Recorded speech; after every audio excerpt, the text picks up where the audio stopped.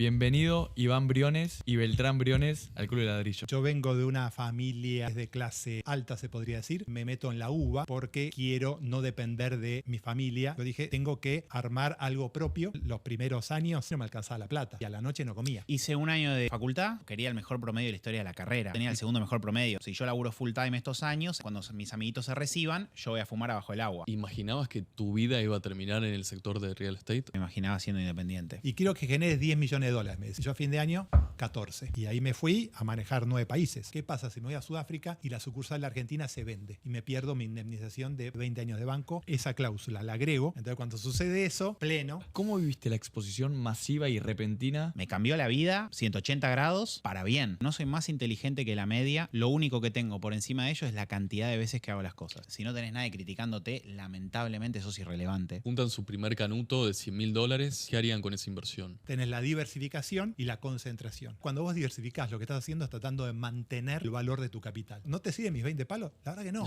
Si se genera solo. No me interesa la política. Es un ambiente muy hostil. Ser presidente es el peor laburo del mundo. No lo haces por la plata. Lo estás haciendo como un juego, un desafío. ¿Dónde está tu felicidad? Rara vez siento felicidad cuando alcanzo una meta. Dura 2 minutos y digo cuál es la próxima meta. Todo crecimiento te genera cierta incomodidad. No hay nada que valga la pena que no requiere esfuerzo. El Club de Ladrillo. Construyendo la Argentina. Auspicia este capítulo Portland. Acompaña este episodio Baigun Realty. Bienvenido Iván Briones y Beltrán Briones al Club de Ladrillo. Muchas gracias. Gracias. Qué lindo estar de este lado. Difícil, te extraño ya. Por Ya te primera extraño. vez. Perdón que haya un colado de la fábrica podcast, pero no los quería dejar solos, es un notón. Es muy lindo que esté padre e hijo acá juntos, contando su historia de vida, así que para mí un placer. Así que gracias. Es un doble, 2 contra 2. Sí, Hoy dobles. exacto. Es un doble. Claro, estás jugando al tenis vos aparte. Sí, sí. Revesa una mano. De hecho, nosotros en ventas muchas veces lo que hacemos es, como vienen en parejas, es mucho más fácil vender de a 2 que de a 1.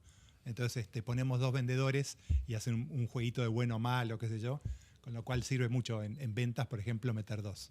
Mirá vos. Es un pequeño truquito. Iván, queremos arrancar preguntándote un poco más sobre tu educación, tu infancia, cómo fue, cómo la viviste. Yo vengo de una familia, si querés, de clase alta, se podría decir.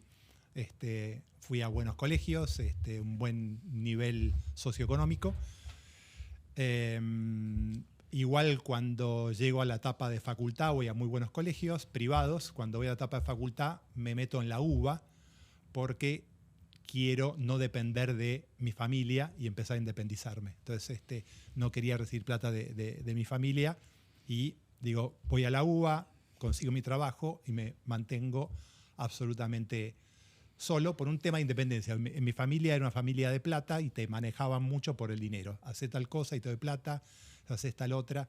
Entonces, a mí eso no me gustaba y para mí siempre asocié la libertad con el dinero. Tener dinero y no dejarme controlar. ¿Qué significa nacer en una familia de clase alta o acomodada? ¿Decís que eso le resta mérito al esfuerzo? ¿Cómo lo podrías explicar? No, porque hay muchísima gente que no aprovecha sus oportunidades. Entonces, me parece que a veces es un poco de mala leche decir, como él viene de clase alta, entonces le fue más fácil. Lo cual, a ver, lo que sí me fue claramente más fácil es, fui a muy buenos colegios. Los colegios básicamente, y para lo único que sirven, es para generar contactos. Te genera un nivel de contactos bastante interesante.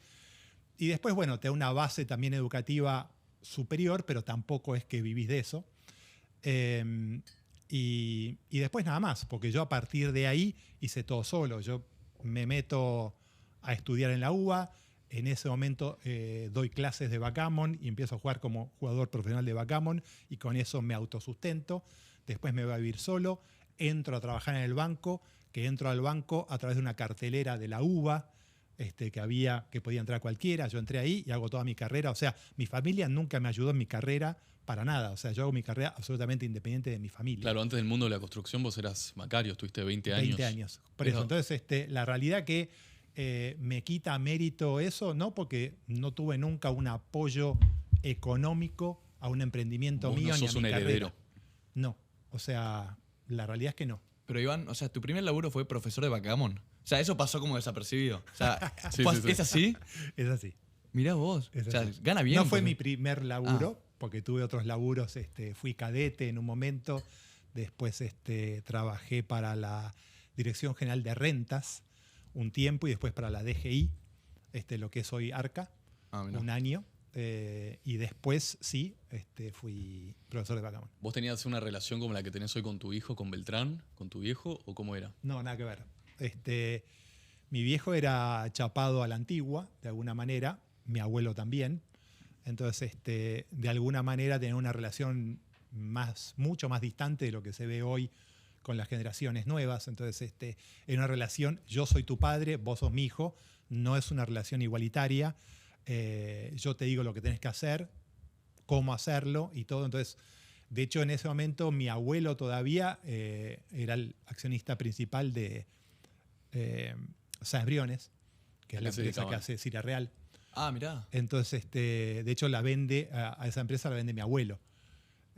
Pero yo ahí dije, por ejemplo, él era el accionista principal, mi papá, mis tíos eran todos directores de la empresa y yo dije, si hay un lugar donde yo no voy a trabajar es acá, porque no tengo ninguna posibilidad de decirle a mi abuelo o a mi viejo o a mis tíos, yo creo que hay que hacer esto o lo otro, nunca me iban a dar pie, porque para ellos siempre era, yo soy tu padre, yo soy tu abuelo, vos tenés que hacer lo que yo diga.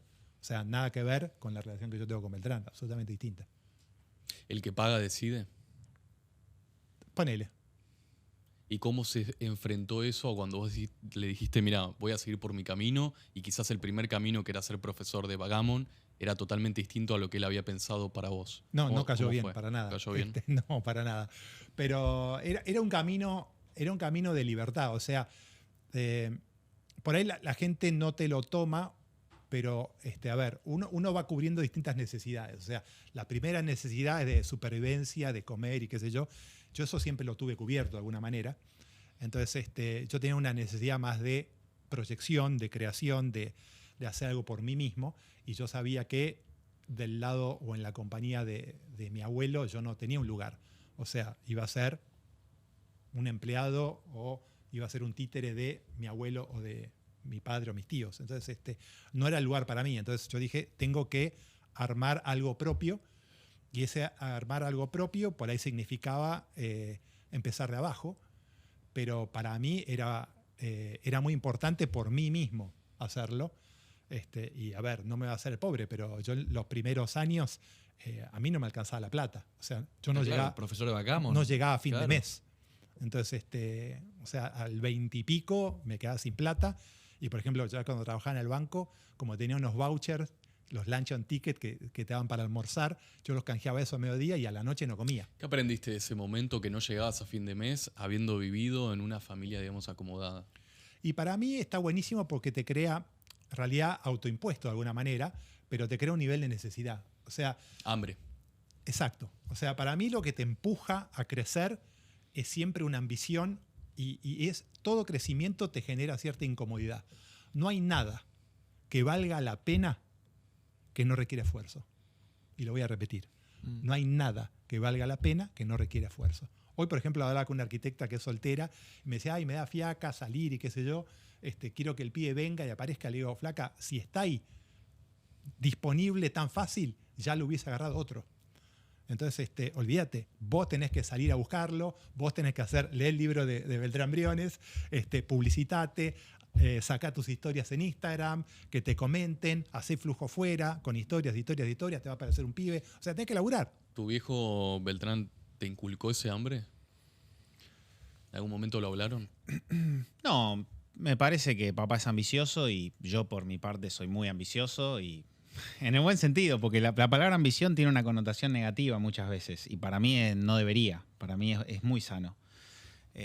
No creo que me lo hayan inculcado. De hecho, siempre me dijeron, hacé lo que quieras, laissez-faire. Hacé lo que quieras, si la cagás, vos pagás los platos rotos y si te va bien, como que siempre fue muy tomar responsabilidad de lo que hagas y hacer lo que quieras. Libertad, pero había comunicación entre ustedes, o sea, era totalmente distinto al caso con tu viejo. Vos sí lo sentaste a Beltrán y vos con tu papá hablaban de las cosas.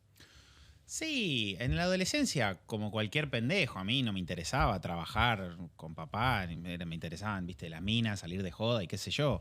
Ya más de grande, cuando empiezo a laburar con papá, sí, hablamos. Muy bien, muy tranquilo. Como de igual a igual, y si tenía una duda me la contestaba y muy buena relación, la verdad. Muy buena relación. ¿Sabes qué, Beltrán? ¿Hace cuánto nos conocemos? Hace bastante, creo, Sí. y tenemos una relación bastante fluida, pero no sé cómo arrancaste vos. ¿Cómo fue tu proceso? ¿Vos estudiaste, arrancaste directo a trabajar en una desarrolladora con tu papá? ¿Cómo fue tu proceso? Sí, yo, digamos, terminé el colegio y hice un año de facultad. Estudié finanzas en la Universidad del SEMA, que yo quería laburar en el mundo financiero. Y en un momento, después de haber hecho mi primer año en finanzas, que a mí me encantaba, de hecho, nerd tipo, quería el mejor promedio de la historia de la carrera. Y yo tenía el segundo mejor promedio y mi objetivo era tener el mejor promedio. O sea, era un nerd. Y me encantaba la carrera, desde lo intelectual. Me desafiaba y me gustaba. Y en un momento, después del primer año de carrera, me pongo a laburar en la desarrolladora de la cual papá era parte. Habían otros socios, yo entré como un che pibe. Y me pongo a laburar en la tesorería de esta empresa, cobros, pagos, bancos, cheques, contabilidad. Y digo, che, boludo, en el laburo aprendo un montón, estoy rodeado de profesionales súper formados, aprendo de ellos, me hago contactos y además me pagan por hacerlo. Y en la universidad estoy estudiando teoría, números imaginarios, álgebra 3, estadística matemática, que no tiene nada que ver con el Excel que estoy manejando en esta pyme. Y ahí vi el choque entre la teoría de lo que yo estaba estudiando Y la práctica. de lo que es una pyme, que la pyme es guerra de trinchera. Y la facultad te enseñan a evaluar bonos emitidos en Estados Unidos que en la puta vida te van a contratar para hacer eso a vos de 18 años. Y ahí comparando la realidad, dije, che, yo tengo que laburar full time, lo voy a sacar ventaja al mercado. Si yo laburo full time estos años, en 4 años, cuando mis amiguitos se reciban, yo voy a fumar abajo el agua. Se lo comunico a mis viejos, papá se opuso, dijo, no, vos tenés que terminar la carrera. Mamá, tipo, confío en vos. Más conservador. Sí, a papá le parecía un Más sacrilegio. estructurado, claro, UBA, Sí. Carrera en banca, después desarrollo, hacer Sí. su emprendimiento propio, o sea. No, es lo que le funciona a él. Claro. O sea, yo lo entendía. A mí me parecía una red de contención tener una carrera. Decía, bueno, si fracasa o por lo que sea, tenés la posibilidad de tener una carrera. Y aparte a mí me sirvió, esos 20 años de banco, a mí me dio un conocimiento financiero de mercado, análisis. Por ejemplo, yo sé analizar tendencias económicas, industrias, países, situaciones financieras, aparte de un máster en finanzas. Entonces, a mí me da una base que es muy superior a la media del desarrollador inmobiliario común. Entonces, por ahí, no sé, el movimiento que hicimos en Núñez, en Saavedra, es una anticipación de mercado, que nosotros después lo empezamos a publicitar y todo el mundo se empezó a mover para ahí. Pero nosotros nos movimos antes. Antes de que todo el mundo empiece a comprar ahí, nosotros ya tenemos 6, 7 terrenos comprados.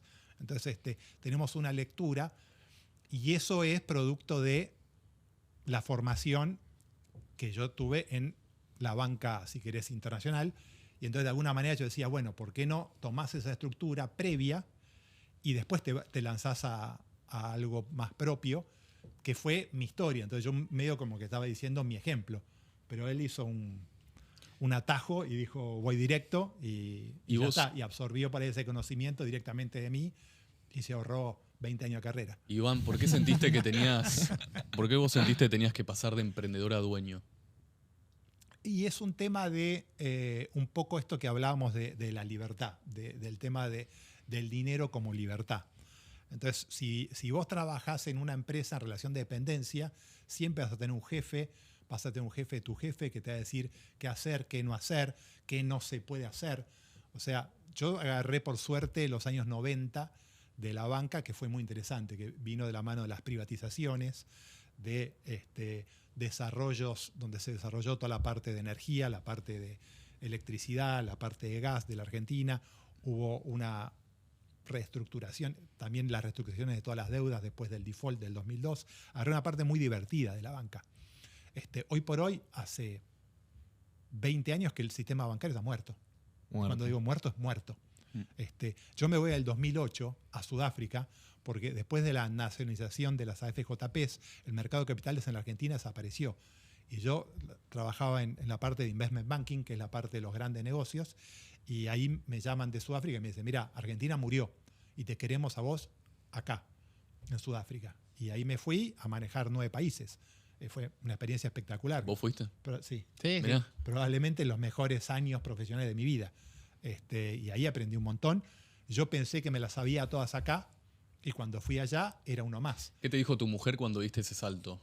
¿Lo hablaste en familia? Porque también es un riesgo. Sí, claro. No, pero mi mujer era una genia. O sea, una genia. Le dije, ¿nos vamos a Sudáfrica? Y no dudó, dijo, sí.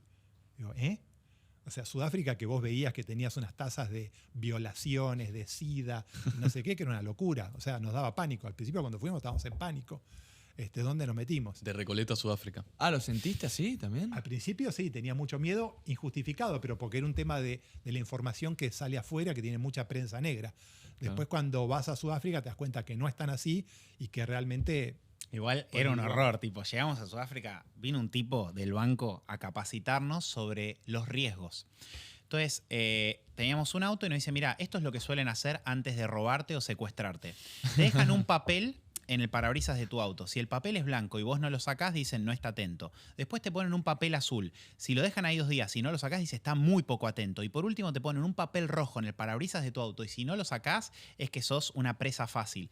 Todo esto nos explicaba un tipo. A mamá y a mí, yo tenía 9, mamá no entendía muy bien el inglés. Esa era la intro antes de ir a vivir a Sudáfrica. O sea, yo me imaginaba tipo metralletas, viste, en la calle. Después nada que ver. Nunca nos pasó nada, pero la prensa que hay es muy negativa. Muy negativa. Pero ahí seguías como empleado. Sí, a ver, era empleado ya hace tiempo que yo, por ejemplo, yo lo que hacía siempre, a mí me gustó mucho trabajar por resultados. Entonces yo ya acá en la Argentina, antes de irme los últimos, casi te diré 10 años, yo me sentaba con mi jefe a principio de año y le decía, bueno, dame tu objetivo de rentabilidad para este año. Y quiero que generes $10 millones, me decía. Ok, perfecto. Y yo a fin de año, 14. ¿Y cobrás un porcentaje de esa ganancia extra Tenía que un bono. generaste? No, tenía un bono muy bueno, probablemente de los que más altos de todo el banco, pero que además yo trataba de no tener un jefe. O sea, yo lo que negociaba es, mira, yo te voy a superar el presupuesto que vos me estás dando, pero no te metas.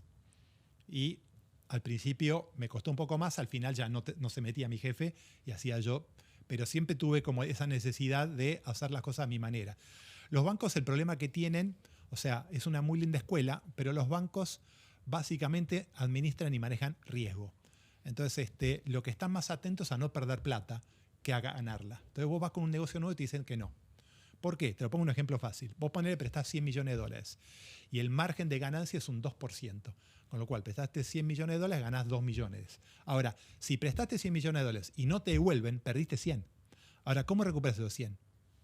Imposible. Tardás 50 Tenés que préstamos. hacer 50 préstamos, claro. Entonces, se penaliza mucho el error y no se premia el acierto. Entonces, es medio supresivo ese ambiente y no es muy bueno para realmente desarrollarse. Entonces, en algún punto me encorsetó mucho el banco y por eso me fui. Respondiendo un poco a tu pregunta antes. Claro, y aparte, Iván, el mundo de la banca es muy amplio y vos, yo no sabía que estabas liderando a 9 países en Sudáfrica y liderando el departamento de M&A, o sea, el departamento de M&A no, hacía de Investment Banking. Acquisition Finance, que es la parte de fondear con deuda las adquisiciones de compañía. Y después ya me fui a todo Debt Products, o sea, a todos los productos de deuda. Pero empecé en Acquisition Finance. Que es tremendo eso. Que es lo más sofisticado que hay. Sí. Y a lo que M&A es un poquito más. Pero... Sí, pero algo que destaco mucho es que vos hablás del todo el tema de tendencias y como análisis de mercado y anticiparte y demás. Pero para mí lo que destaco de tu carrera en el banco es la ética laboral que te da. Te da una ética laboral del carajo. Que eso yo creo que también es una ventaja competitiva en la industria. Sí, ahí tenías que trabajar 12 horas por día promedio. De base, o sea, a veces laburabas 15, claro. A veces laburabas fin de semana. Pero sí, es un lugar donde se trabaja mucho. Y trabajás básicamente por el bono. O sea, el bono a mí me representaba a veces hasta 3 sueldos anuales. Yeah. Entonces yo laburaba para el bono. Y no trabajaba para mi sueldo. ¿Y de tu ingreso anual cuánto ahorrabas en porcentaje? Y ahorraba. O sea, el bono prácticamente entero. O un poquito menos que el bono entero. O sea, vivía con el sueldo y el bono se ahorraba.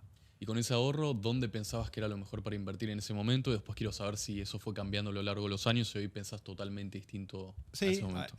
Ahí como estaba muy metido en la parte financiera, invertía en bonos y en acciones, toda la parte financiera. No me metía en real estate, aunque ya de chiquito, yo a los 18 años, no, a los 20 años, yo tenía un auto y lo vendí, y con eso nos compramos, con el marido de mi mamá, nos compramos una casa en Palermo Viejo en el año 90 y pico, y la reciclamos y lo vendimos. O sea, ahí ya empecé con el negocio de real estate. O sea, tuve que sacrificar mi auto. ¿Qué edad dijiste? Y tenía 20 y pico. 20. Vendí mi auto, que era todo mi activo que tenía, y después me gané un auto jugando backgammon y también lo vendí, lo puse en la casa, la reciclamos y lo vendimos. Si me lo hubiese quedado, hoy valdría muchísima plata esa casa. Mirá. Pero sí, esquina de Honduras y Carranza, lo compramos por $20.000, imagínate. ¿Cuál fue tu primera inversión, Belt? Y debe haber sido CDRs. Debe haber sido CDRs, muy poca guita, comprando acciones sin ningún tipo de comprensión de lo que estaba comprando. Cero fundamental, cero technical. Obviamente me fue súper mal cada vez que compré acciones. Cada vez que, igual compraba siendo adolescente, ¿no? Creo que. Y Bitcoin también compraste, ¿o no? Sí, La verdad que creamos para un el orto. fondito. Sí. Entonces dije, ¿sí? tomá, para que aprendas del mercado, yo Sí. te invierto, hicimos un fondito para que, Y varias personas invirtieron en ese para que fondito. invierta ¿Y cómo en fue? ese fondito y no. No, fue mal. Fue mal. No fue. Compramos cripto y nos fue bastante mal. Sí. Pero bueno, era una cosa que realmente no es a lo que me dedico, ¿no? No, está claro. Por algo no hago eso. Está claro. Ahora, Iván, entonces, después de tu carrera del banco, ¿te fuiste directamente a real estate? ¿Cómo fue tu entrada? Cuando me voy a Sudáfrica, yo me voy con un contrato de expatriado. O sea, yo seguía siendo empleado del banco en Argentina, con un contrato de expatriado afuera, con 200.000 beneficios por estar afuera.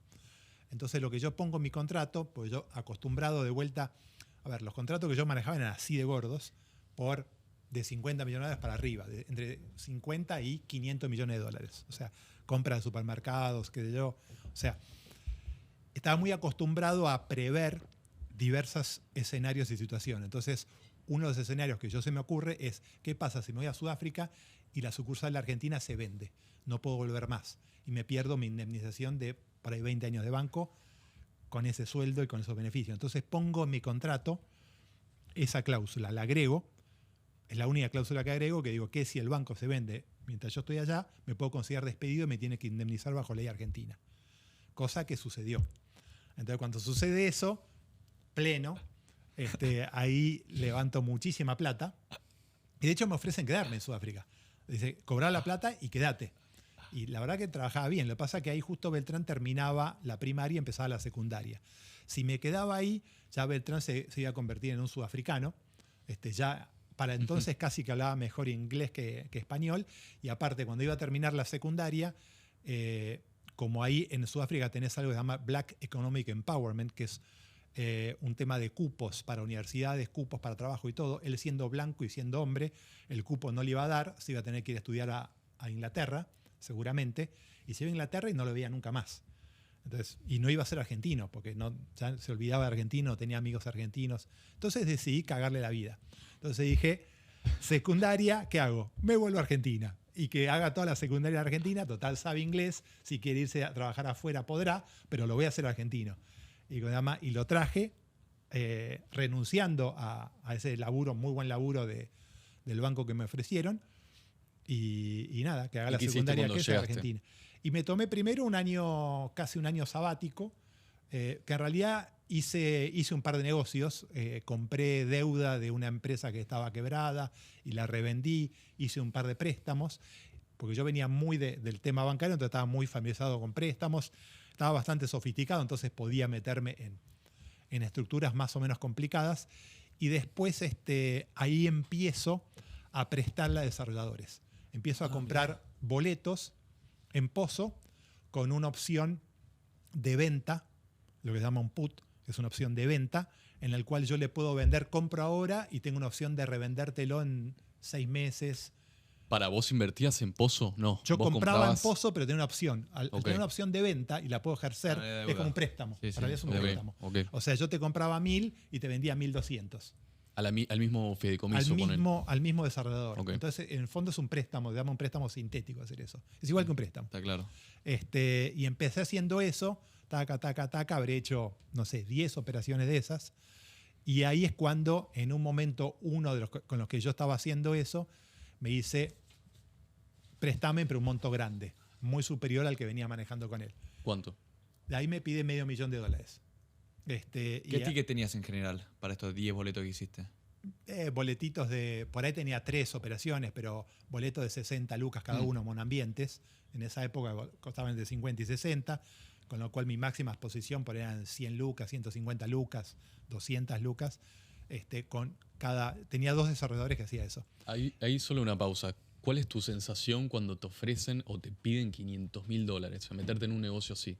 ¿Qué sentías? Nada, o sea, yo venía de banco, estaba acostumbrado a que alguien me pida eso y yo estaba muy preparado para evaluar un negocio. Entonces, no es que me siento mal porque me Era pide, o sea, frío, no es que tenías miedo. no, para nada. De hecho, cuando me pide eso, agarro y le digo, no, pará, no te voy a prestar 500 lucas, déjame ver tu negocio. Entonces veo el negocio y digo, mira, no solo que no te voy a prestar, sino que te propongo que nos asociemos, yo ser socio, y yo esta plata te la consigo, no hace falta que te la preste, yo te la consigo. Te cambio tu forma de comercializar y te puedo conseguir inversores que pongan plata en la empresa y vamos a conseguir más que esto. Cosa que sucedió. Y así fue como me metí en el mundo de real estate. ¿Y ahí qué porcentaje de la empresa tenías? Ahí empiezo con espacios, haciendo esto con la gente de espacios y tengo un 10% de la empresa. ¿Hoy en día lo seguís teniendo? No, lo vendí. Lo vendiste al dueño. A él, a cambio de activos. ¿Cómo sigue la historia? Cuando me separo de espacios, al día siguiente que me separo, me llama José Con para asociarme con él en Estudio Con. Y eso fue en el 2018 y estuve 7 años con él. Ah, bueno, hace relativamente poco. ¿Qué era de tu vida en ese entonces, Belt? No, en 2018 yo tenía 18, hice un año en la Universidad del SEMA y después me puse a laburar en la desarrolladora esta con papá, como te dije, en el área de tesorería, compras, bancos, contadores, etc. ¿Vos imaginabas que tu vida iba a terminar en el sector de real estate también? Yo definitivamente de chico me imaginaba teniendo una empresa, podría ser una empresa financiera o una empresa de real estate, pero definitivamente me imaginaba siendo independiente. Desde muy chico me di cuenta que toda la gente que tenía plata, tenía libertad, no solo libertad financiera, sino libertad de disposición, de movimiento, eran independientes. Eso me di cuenta muy rápido. Además había leído un par de libros. Viste, yo de chico el mantra era, viste, flujo pasivo, flujo de ingreso pasivo. Era como, hay que ver cómo solucionar esto. Así que no me imaginaba trabajando en un laburo de relación de dependencia de por vida. ¿Qué consejo me pueden dar ambos para una relación padre-hijo en una empresa familiar, que siempre suelen ser bastante complicadas? ¿Largo yo? Dale vos, dale vos. Creo que el único secreto, para mí hay uno solo, el único secreto es el tema de poder disociar que vos sos el papá y eres tu hijo. O sea, vos sos el papá y sos el hijo fuera de la empresa. Dentro de la empresa, él es un socio. O sea, vos a un socio no le decís, no, esto es así porque lo digo yo. No existe decirle eso a un socio. No existe. Bueno, si tu hijo es tu socio, yo lo trato como socio, no como hijo en la empresa. Socio, no como empleado. O sea, si Beltrán hubiese fallado, ¿tú hubieses desasociado? Nosotros ahora tenemos una empresa en la cual es socio. Y en la otra él empezó como empleado y después yo le di acciones mías. Con lo cual, automáticamente, dentro de mi paquete que yo tenía, yo le di acciones mías, Era socio. tipo como herencia. Entonces él fue socio de Estudiocon también, pero por acciones que yo le di.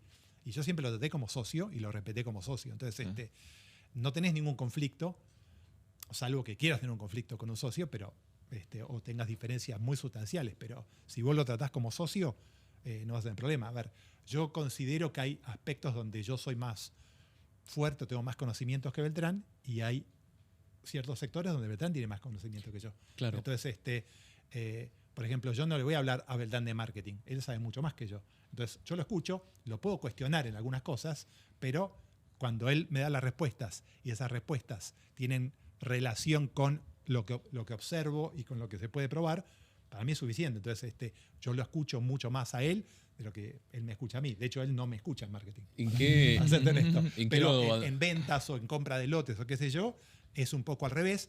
Pero yo, por ejemplo, no decido, voy a comprar un lote y no digo, lo voy a comprar. ¿Por qué? Porque a mí me gustó. Yo me siento como entrenador y digo, che, mirá, voy a comprar este lote, me gusta, es así, así, así, ¿qué te parece? Y me dice, sí, dale. O sea, él lo delega, pero yo me tomo el trabajo de preguntarle y que él esté ok con eso para ir adelante. ¿En qué lo admirás a Beltrán? En un montón de cosas. Primero y fundamental, claramente me demuestra que es, no sé si más inteligente, pero mucho más vivo que yo, porque se ahorró 20 años. Yo hice 20 años de colimba en el banco y él se evitó los 20 años. O sea, por ahí yo no tuve esa facilidad, pero él tuvo la facilidad de verla y de agarrar esa oportunidad. Que mucha gente dice, ah, claro, así es fácil. Eso lo dice la gente, yo creo que de envidia, pero de alguna manera ese atajo que tomó no es fácil. Tomó una decisión, No se cabe la duda. jugó en un momento y demuestra que estaba a la altura. Y dijiste que la aparte- fama tenía costo, aparte. Sí, pero aparte, él tomó un área que estaba vacía. O sea, vos pensás que los desarrolladores inmobiliarios, el perfil es más 60, pibes que, a ver, toda la parte de desarrollo inmobiliario está como asociada con plata a veces en negro, no declarado, no es bancarizado, porque los bancos no te prestan. O sea, vos creás por un tema de riesgo, para cada proyecto creás una sociedad nueva para no mezclar el riesgo del nuevo proyecto con otro. Entonces creás una sociedad nueva y el banco, ¿a quién le va a prestar esa sociedad nueva que no tiene antecedentes, que no tiene facturación, que no tiene nada? Entonces no la podés financiar. No hay un mercado formal de financiamiento. Entonces tenés que ir a inversores, tenés que ir a preventa, tenés que manejar un montón de cosas que hay muchos que se asustan. Entonces toda la parte financiera la tenés que saber estructurar, tenés que saber generar confianza para hacer eso. Y es complicado. O sea, pero Beltrán, eso la mayoría de los desarrolladores lo sabe hacer muy bien, pero Beltrán vio otra beta, que es, che, de los empresarios que hay en Argentina, yo creo que el empresario inmobiliario, si no es el que peor imagen tiene, está en el top 5. ¿Ok? Top 5, top 3 de las peores imágenes. ¿Por qué? El empresario inmobiliario te va a cagar, no te va a entregar, te va a entregar tarde, te va a estafar, te hace ruido al vecino, te caga el barrio. O sea, Tiene guita. tiene Claro. guita, labura en negro, es un Sí. explotador. O sea, hay un montón de preconceptos y prejuicios errados, algunos ciertos, pero la mayoría son errados. Entonces es una industria que es muy odiada. Y aparece un chico de 25 años en ese momento a plantear otro mensaje y yo creo que le cambia la cara. Te guste o no te guste, le cambia la cara al desarrollador inmobiliario. Y hoy hay muchos desarrolladores inmobiliarios que salen a hablar. ¿Cuántos? Antes estaban todos escondidos. O sea, la norma es que me conozca la menor cantidad de gente posible. Ahora es al contrario. Y Beltrán cambia ese paradigma violentamente y produce algo que no existía ni en el mercado inmobiliario y prácticamente en la industria. Y no a través de las instituciones, sino poniendo la cara a él. Exacto. Entonces, yo creo que hace un cambio tremendo y bueno, eso crea un empuje fenomenal y él se gana su espacio propio. No es que viene acá y sigue con el envión, no sé qué, sino que esa es una creación 100% de él. ¿Y vos a tu viejo, Belt? ¿En qué lo admirás? ¿O qué es lo que más rescataste de él? Mirá, yo lo que noto en la relación padre-hijo, la gran mayoría son un fiasco. De hecho, yo lo entrevisté a Macri y, viste, él se llevaba pésimo con su papá Franco. Lo entrevisté a Mauricio, se llevaba pésimo con Franco. Y me dijo que había una estadística en no sé qué instituto que 9 de cada 10 relaciones padre-hijo eran un fiasco y fracasaban. Y me dijo, te recomiendo que no lo hagas. Para mí el error que cometen los padres es boquear, cuando en verdad los hijos son bastante inteligentes y se guían por el ejemplo. Entonces vos podés pasarte las horas hablando de lo correcto, de lo que hay que hacer, del camino indicado, pero la realidad es que uno mira el ejemplo. Entonces yo el ejemplo que tuve de mamá y papá era que trabajaban duro, era que se quedaban hasta tarde, eran que priorizaban a la familia, que no se mandaban cagadas, que trataban bien a la gente con la que se asociaban, que todos los socios que tenían se llevaban bien, los invitaban a casa. Entonces ese es el primer ejemplo. Después yo cuando entro a la empresa como empleado, la empresa de la que papá era parte, también, nuevamente el ejemplo. Lo veía trabajando, lo veía cerrando ventas, lo veía comprando terreno, lo veía que se quedaba hasta tarde. Entonces, nuevamente, el ejemplo, y después yo, cuando nos volvíamos, me acuerdo que íbamos juntos en auto a la mañana y volvíamos de la oficina a casa a la noche en auto. Y le hacía preguntas y me explicaba. Obviamente ahí, como dice él, la curva de aprendizaje me la ahorré por tener una entrevista todos los días, laboral prácticamente. Pero bueno, yo creo que el primer punto es el padre, punto número 1, tenés que dar un buen ejemplo. Al hijo le chupa un huevo lo que digas, en mi opinión. Y después lo otro, el hijo, el día 1, cuando vos entras a una empresa, muchos cometen el error de creer que son los dueños del boliche, los dueños del circo por el apellido, por ser el hijo de. Y la verdad que yo cuando entré a la empresa agaché la cabeza y seguí órdenes de otro de los socios, Augusto, en su momento de la empresa. Y Augusto me daba órdenes y Augusto era mi jefe. Y si Augusto me decía, tirate al piso, hacía 10 flexiones de brazo, yo me tiraba al piso y hacía 10 flexiones de brazo. Y no cuestionaba y no levantaba el dedo. Y si tenía una idea, me la metía en el orto. ¿Me entendés? O sea, era callate y obedecé. Una vez que empecé a entender un poco cómo funcionaba la empresa, las partes de la empresa, el flujo de la empresa, dónde salía la plata de la empresa, empecé con propuestas. Pero habrá sido 2 años de no abrir la boca y empecé con propuestas y cada vez que yo decía una propuesta, inmediato era, eso es una boludez. Cada vez que yo planteaba algo, eso es una boludez, pibe, no tenés idea de lo que estás hablando. ¿Tu viejo? Sí, todos los socios, sí, Socios. toda la gente de la empresa. Sí, sí, No. yo planteaba cosas y me acuerdo, boludo, planteé hacer un organigrama, me dijiste, sos un burócrata. ¿Entendés? Me acuerdo, planteé hacer estadísticas, KPIs para los distintos empleados, me decían, no, boludo, eso es muy complejo, la gente no lo va a entender.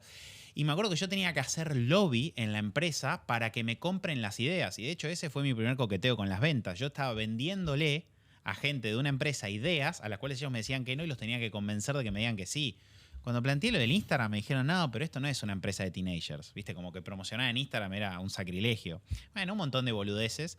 Fui ganándome mi lugar y después lo que noté es que obviamente vas teniendo una reputación y después en un punto te aceptan. Pero creo que esas dos cosas. 1, el padre tiene que lidiar con el ejemplo. Y 2, el hijo tiene que agachar la cabeza bastante tiempo hasta comprender muy bien la unidad de negocio antes de hacer cualquier sugerencia. Y creo que con esos 2 factores la cosa anda bien.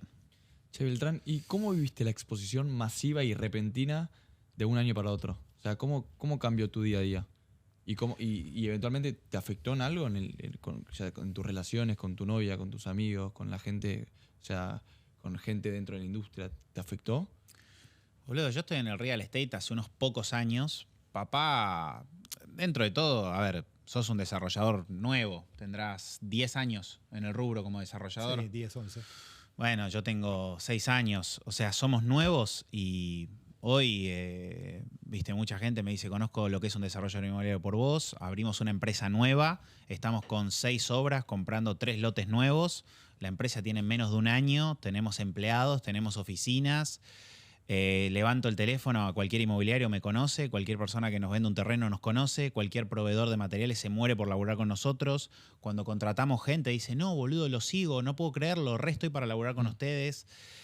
Me cambió la vida 180 grados para bien. Para bien. O sea, yo estoy seguro que sin todo esto de la exposición masiva, la estrategia de medios, la estrategia de relaciones públicas, nosotros no tendríamos una empresa propia. Nosotros no tendríamos 6 obras en ejecución en este momento y nosotros no podríamos contratar al nivel de gente que hemos contratado y que está dispuesta a trabajar con nosotros. Te estoy nombrando todo lo bueno.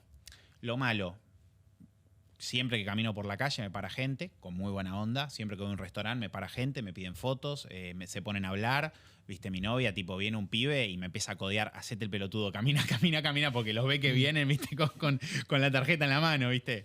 Es un costo, pero yo pongo en la balanza costo-beneficio y me da recontra positivo y por eso lo sigo haciendo. Y por la edad que tengo y el momento de mi vida en el que estoy, mi objetivo es hacer carrera. ¿Realmente crees que cualquiera puede lograr lo que vos lograste? ¿Hay una fórmula así como vos decís? Sí.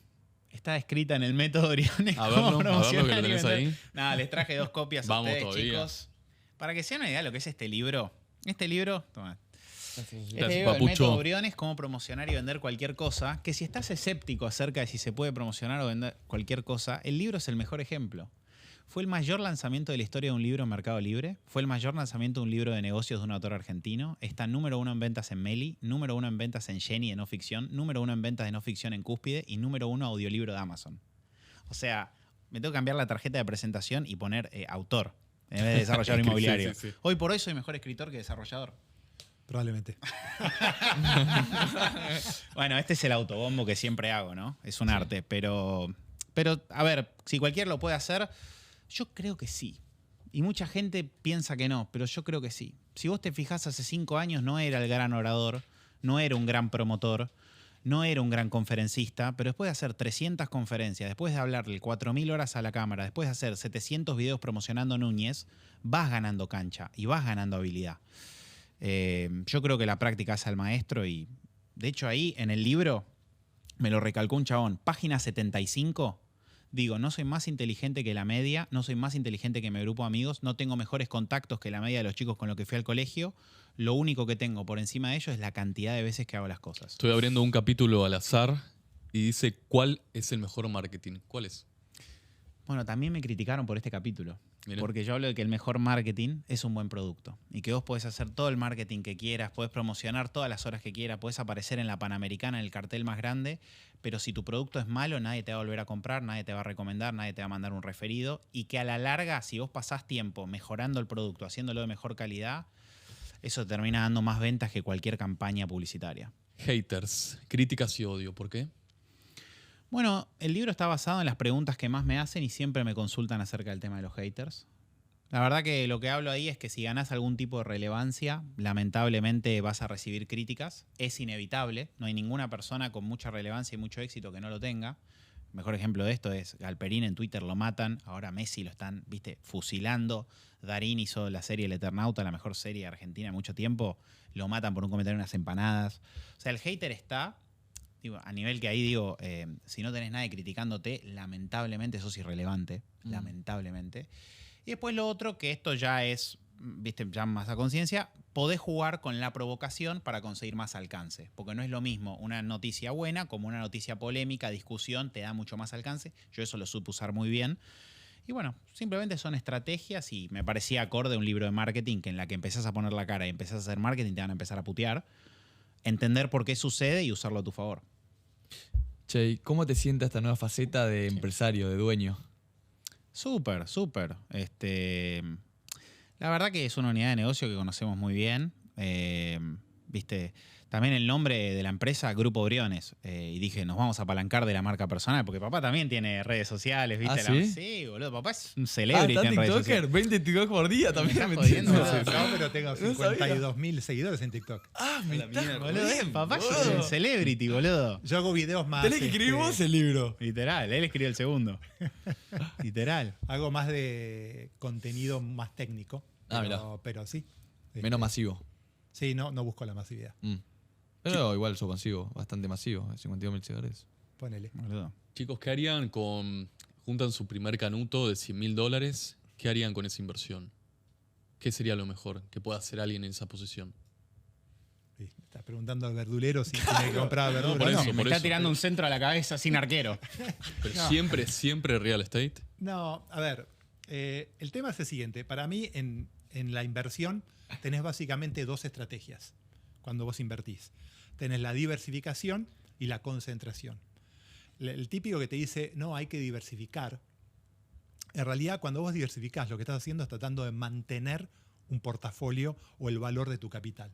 O sea, cuando hablas de hay que diversificar y qué sé yo, es porque pones un poquito en bono del tesoro, un poquito en real estate, un poquito en cash, un poquito en oro, un poquito...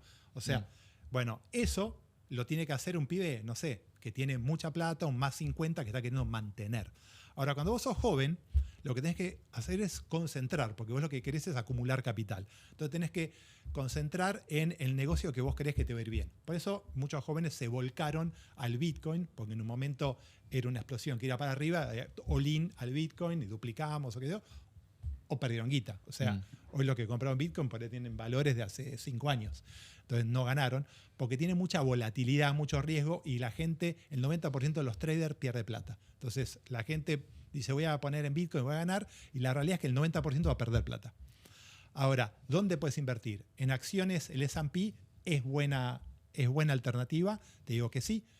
Depende de dónde tomes, más o menos el promedio de los últimos años, de 1973 hasta ahora es 9%, desde el 2000 es un 10% en dólares, es una buena tasa de retorno, pero en general el propio miedo y las estrategias generalmente de los chicos de corto suelen tradear un poco más, ahí la cagan y no obtienen esos rendimientos. Entonces, las emociones, hay una guerra, bajó las acciones, vendo ahora para no perder, después no entran de vuelta.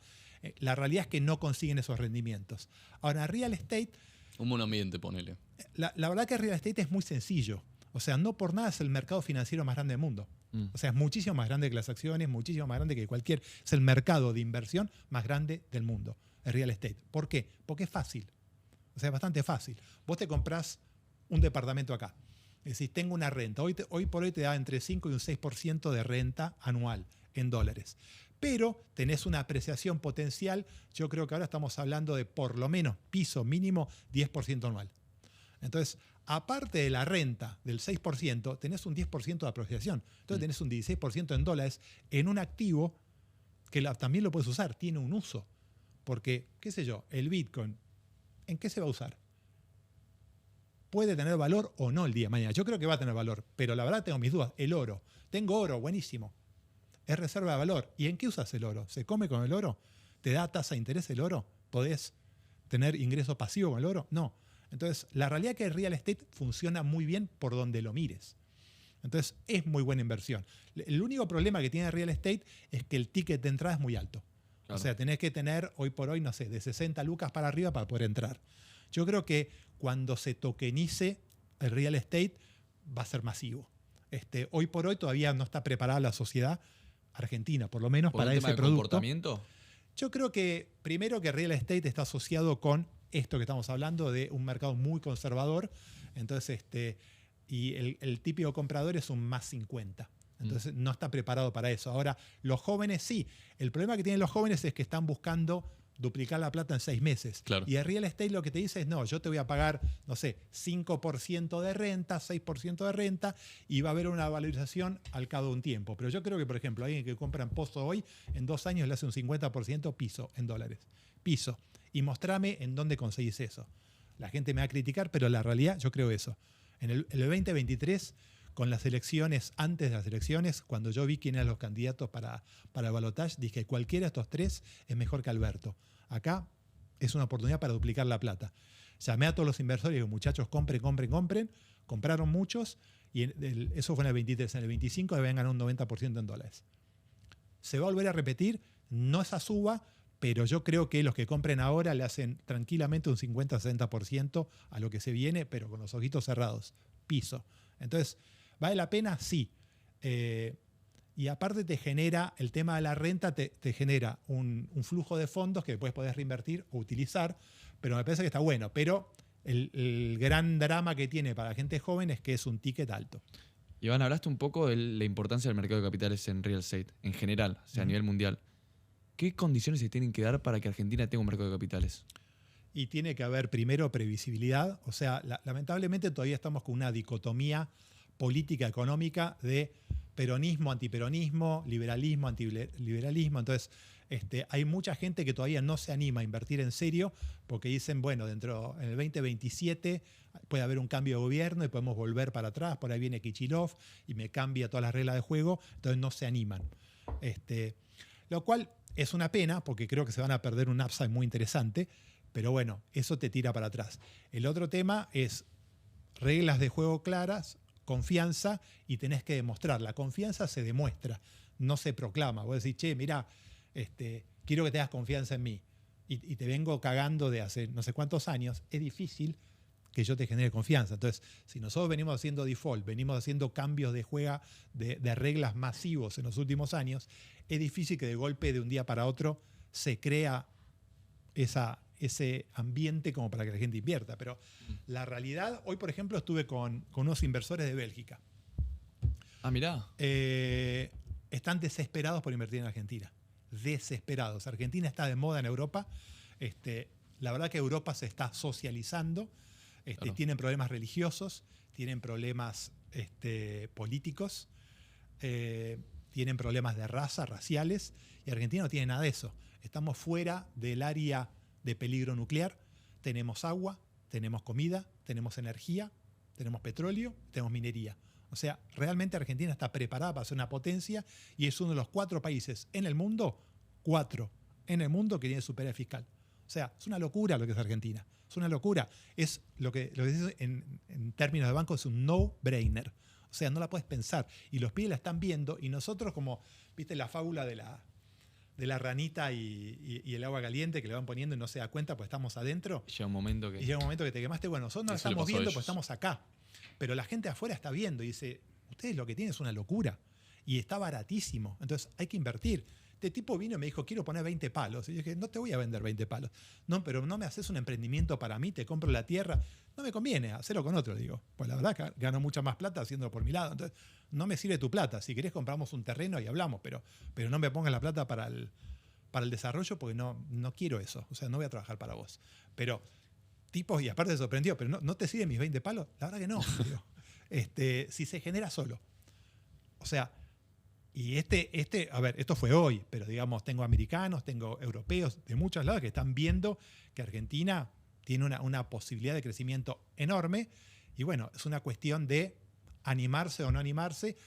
Pero el mercado de capitales, por ejemplo, vos necesitas mercado de capitales para varias cosas. Los créditos hipotecarios, los bancos prestan.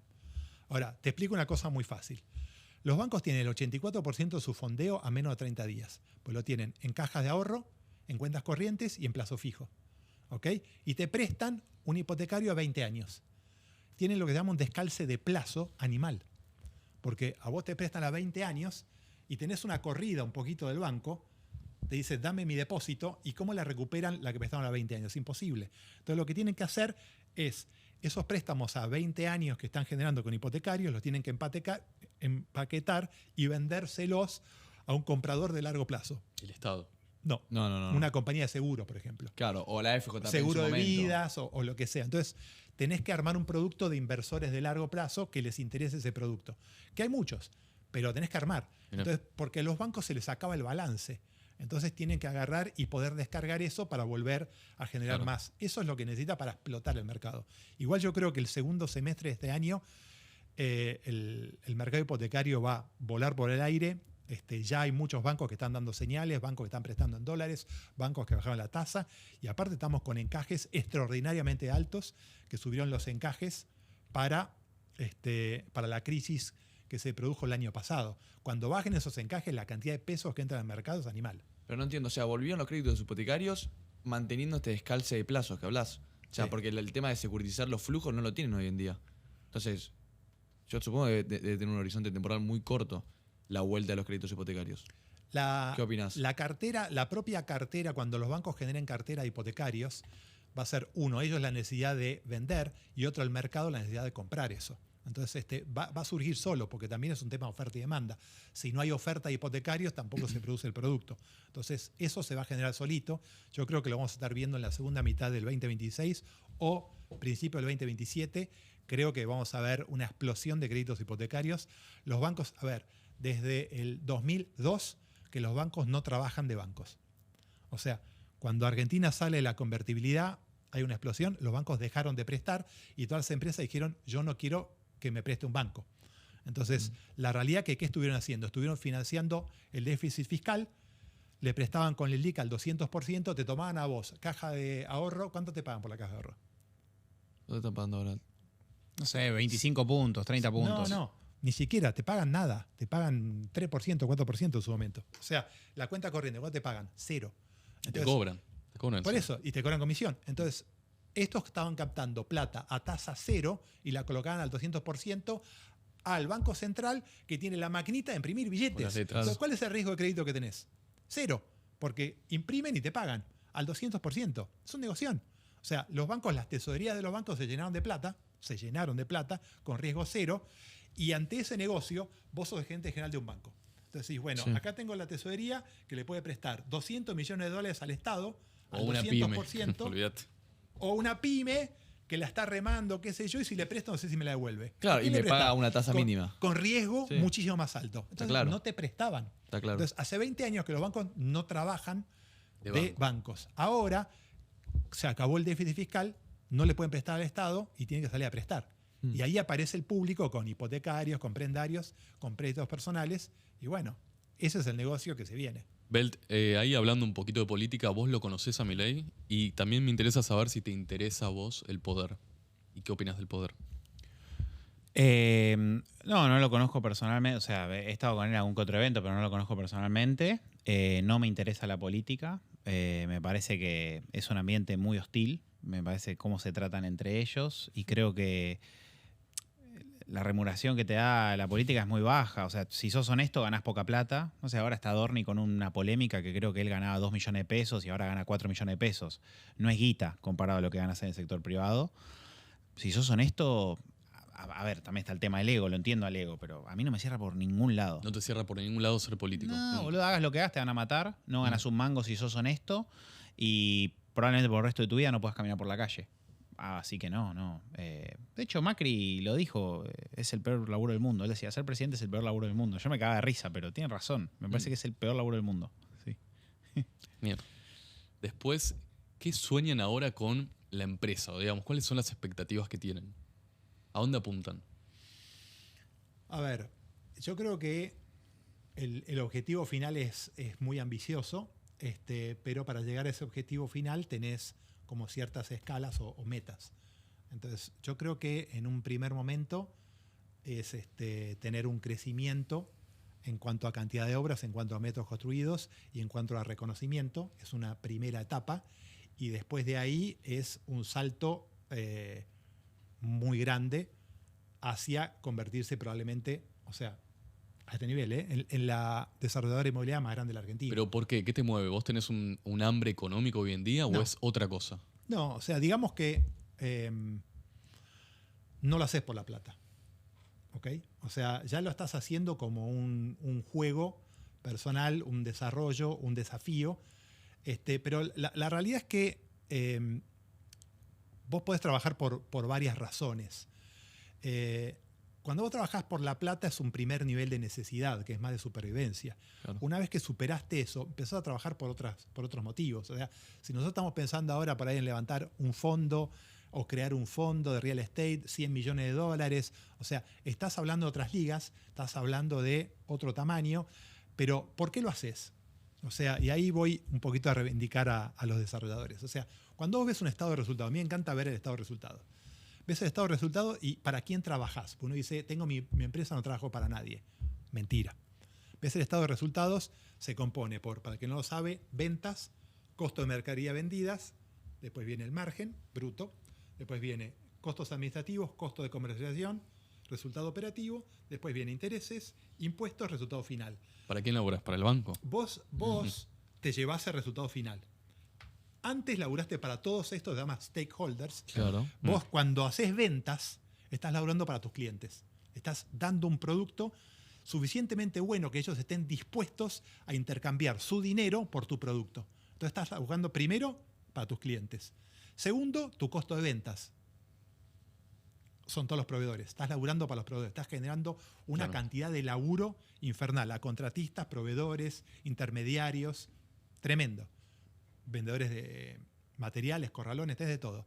Después tenés los costos administrativos, tenés empleados que estás generando laburo.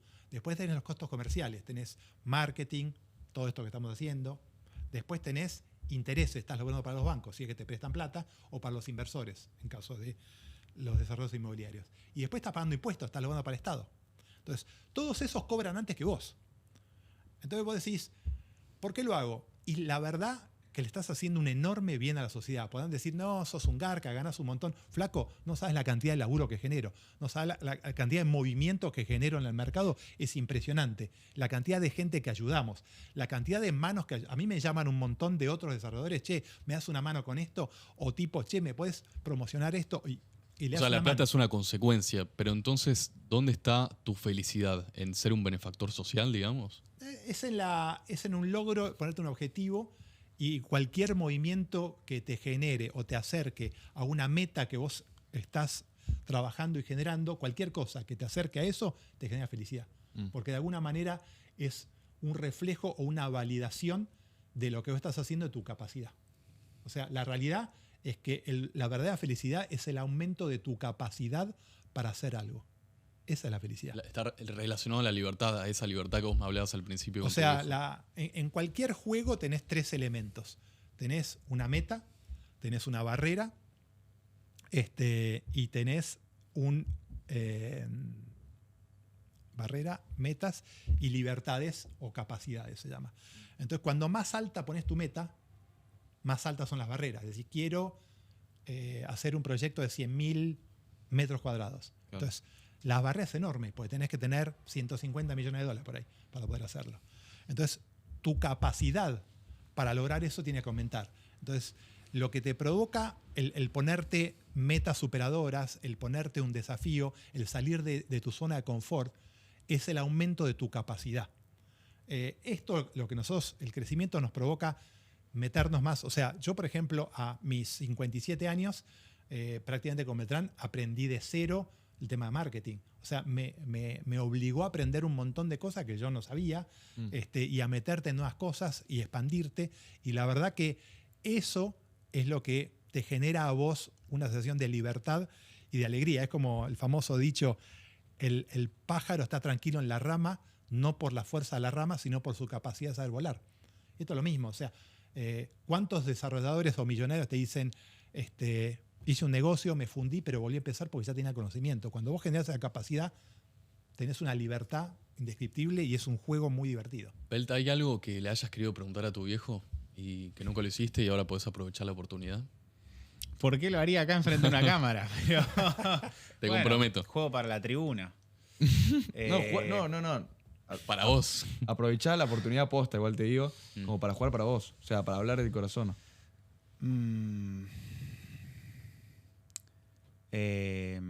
Bueno.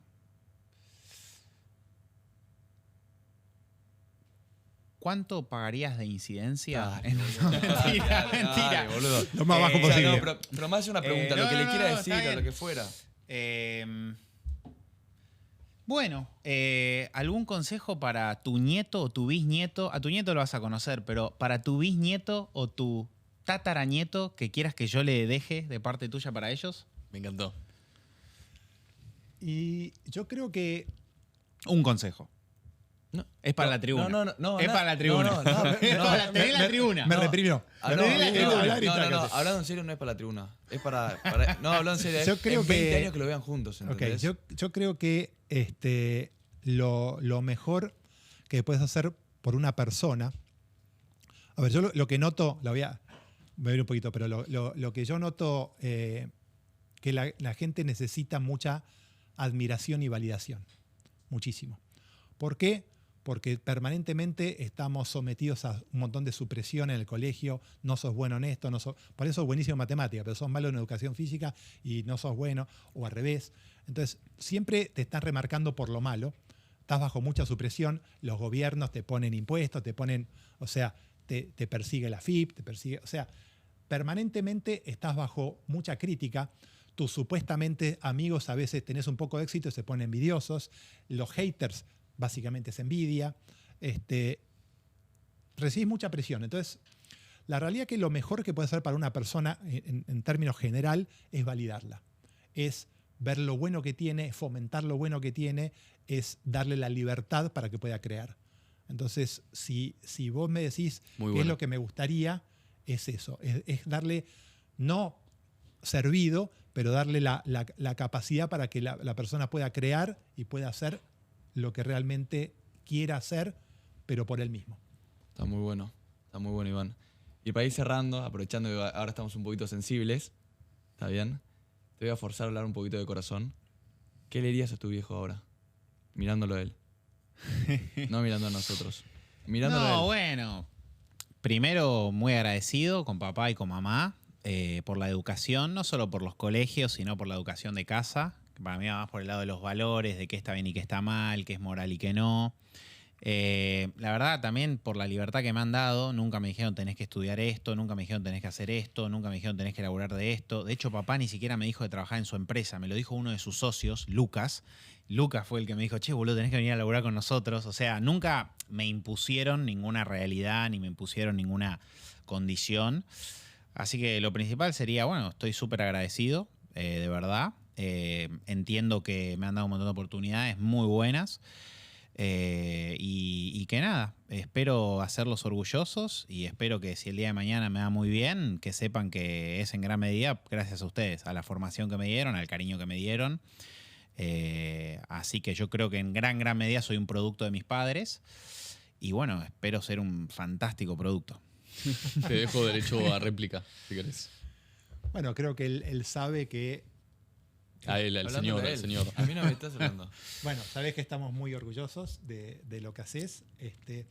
Pero, a ver, el orgullo no es porque te vaya bien.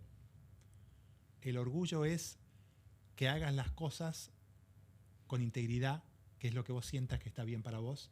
Eso es lo que a mí me da orgullo. Que a pesar de por ahí las críticas, los haters, a pesar de los contratiempos que has tenido, porque has tenido, la gente dice, la tiene fácil, o sea, ha tenido contratiempos, siempre fuiste para adelante, fuiste leal a tu esencia, y eso es lo que yo más admiro de vos. Independientemente del resultado, puede estar, puede no, vos no sé, puedes ser el mejor jugador de fútbol del mundo, como Messi, y perder el Mundial 2014. Entonces, no es un tema de resultados, es un tema de las formas, cómo lo haces, para qué lo haces, y yo creo que eso es el orgullo, por lo menos mío y de tu madre, sin ninguna duda.